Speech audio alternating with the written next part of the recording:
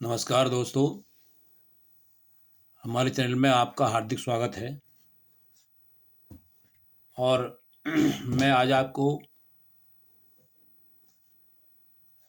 हिंदी के अनुवाद संस्कृत में कैसे करें, मतलब हिंदी वाक्यों के अनुवाद संस्कृत में कैसे करें, इसको लेकर कुछ छात्र जो हिंदी पढ़ने वाले हैं वो परेशान रहते हैं कि भाई इन वाक्यों का संस्कृत में अनुवाद कैसे करें। तो मैं आपको बहुत साधारण तरीके से और साधारण वाक्यों का अनुवाद किस प्रकार से हम कर सकते हैं, इसके बारे में मैं आज आपको पढ़ाऊंगा। और मुझे आशा है कि आपकी समझ में भी ये अच्छी तरह आएगा। आपसे मेरा यही अनुरोध है, क्योंकि बाद में आप भूल जाते हैं आप लोग, तो चैनल को पहले सब्सक्राइब करें और लाइक करना ना भूलें। तो मैं शुरू करता हूँ यहाँ से कि सबसे पहले हमें ये देखना है, क्योंकि कोई भी जो वाक्य जिसमें क्रिया होती है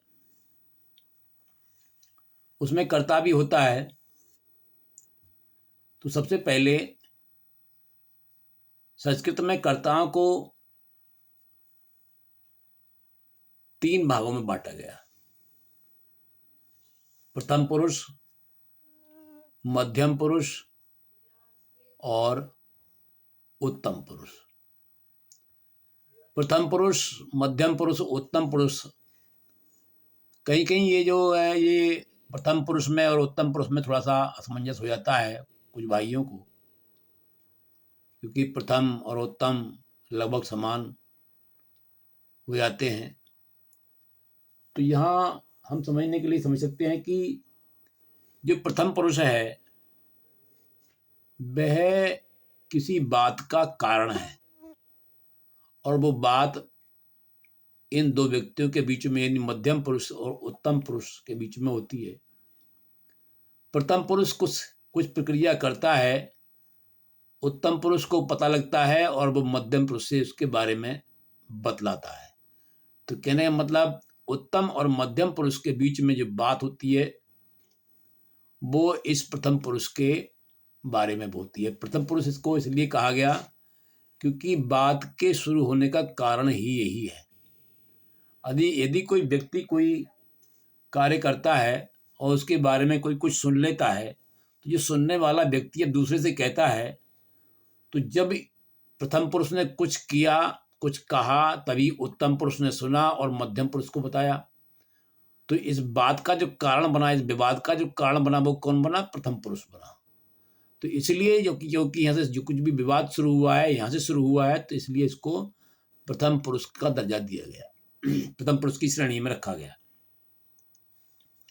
अब उत्तम पुरुष जिसने मध्यम पुरुष को बताया, यानी कि प्रथम पुरुष के बाद में उत्तम पुरुष ने सुना और फिर मध्यम पुरुष को बतलाया, तो ये इसका माध्यम बन गया इस प्रकार से।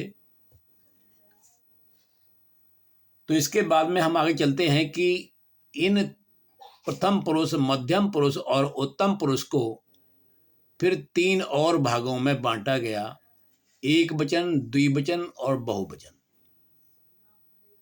यहाँ पर प्रथम पुरुष जैसे प्रथम पुरुष वैसे ही मध्यम पुरुष और वैसे ही उसी प्रकार से उत्तम पुरुष।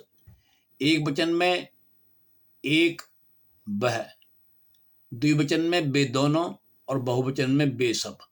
ये स्त्रीलिंग हो या पुल्लिंग हो या नपुंसकलिंग हो, लेकिन जो इनकी जो धातुएं हैं वो एक ही प्रकार से कार्य करती हैं, इसमें कोई अंतर नहीं आता।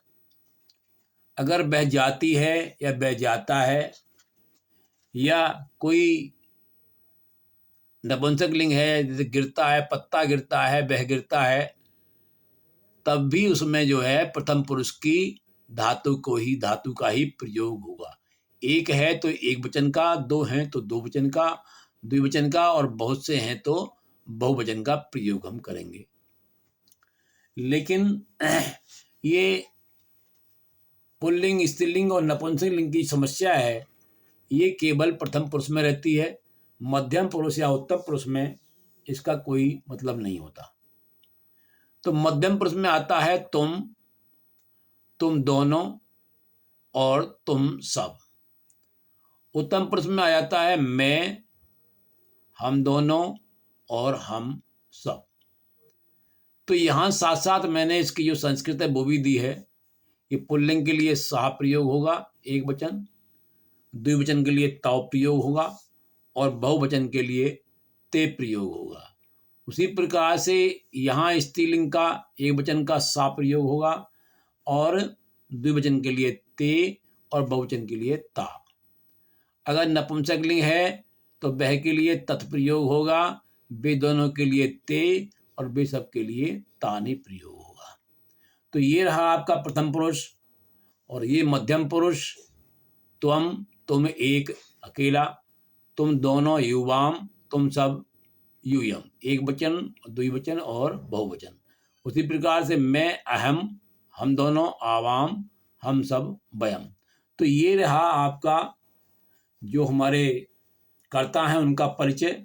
अब आगे जो हमें देखना है कि किस प्रकार से जो धातुएं हैं उनको भी हमें इनमें प्रयोग करना है। तो ये ध्यान हमें रखना है कि जिस पुरुष और जिस वचन का कर्ता है हम उसी पुरुष और उसी धातु का प्रयोग करते हैं।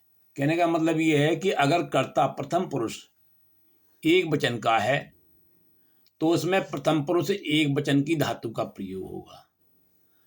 यदि प्रथम पुरुष द्विवचन का कर्ता है, दो हैं, तो द्विवचन की धातु का प्रयोग होगा। अगर प्रथम पुरुष का जो कर्ता है वो बहुवचन में है तो धातु का भी बहुवचन ही प्रयोग किया जाएगा। ये हमें विशेष ध्यान रखना है। लेकिन बस इसमें यही है कि आपको यहाँ स्त्रीलिंग और नपुंसकलिंग का से कुछ लेना देना नहीं है। धातुएं एक प्रकार से ही कार्य करती रहेंगी। अब आता है आपका मध्यम पुरुष। अब मैंने इस जो लिया है वो पट धातु का लट लकार के जो धातु हैं रूप हैं वो मैंने लिए हैं पट धातु को आधार मान करके। तो यहाँ पर जो चलते हैं रूप इसके पठती, पठतः, पठंती, पठसी, पठथः, पठथा। यहाँ पर पठसी, पठथा और पठथ। पठामी, पठावह, पठामे। मतलब कहने का यहाँ ये स्त्रीलिंग पुंसकलिंग, स्त्रीलिंग पुल्लिंग नपुंसकलिंग यहाँ तीनों का एक ही तरीका रहेगा।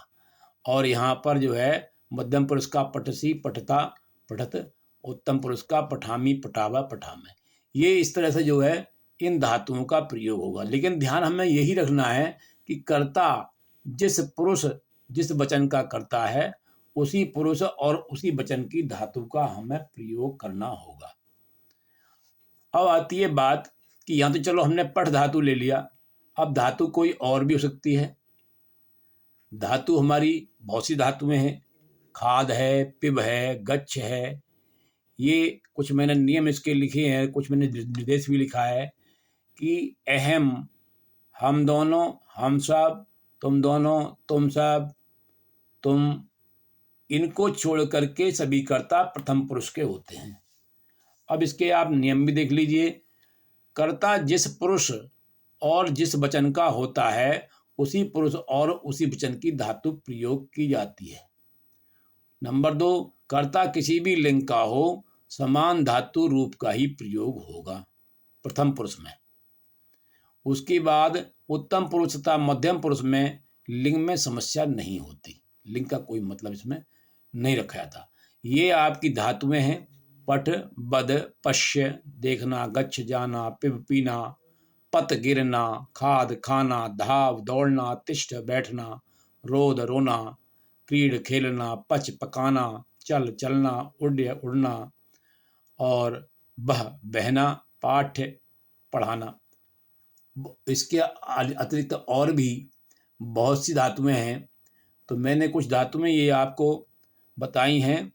अब इसमें धातु का प्रयोग किस तरह करते हैं तो ये देखिए कि अगर हमने प्रथम पुरुष की धातु का प्रयोग करना है तो आप मैंने जो दिखाया है कि अगर हम इसमें आप देख रहे हैं कि पट सब में लगा हुआ है, तो पट जो है वो सब में लगा हुआ है और यहाँ पर जो है वो आमी हो जाएगा, यहाँ आवे हो जाएगा, यहाँ आमा हो जाएगा।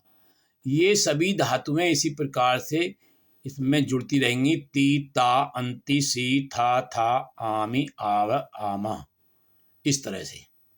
तो ये मैंने आपको कर्ताओं का परिचय आपको बताया। अब मैं अगले वीडियो में आपको किस प्रकार से इन वाक्यों को बनाना है, उनका प्रयोग करना है, मैं आपको बताऊंगा। तब तक आप अगले वीडियो की प्रतीक्षा कीजिए और सब्सक्राइब और लाइक कीजिए। वीडियो देखने के लिए बहुत बहुत धन्यवाद।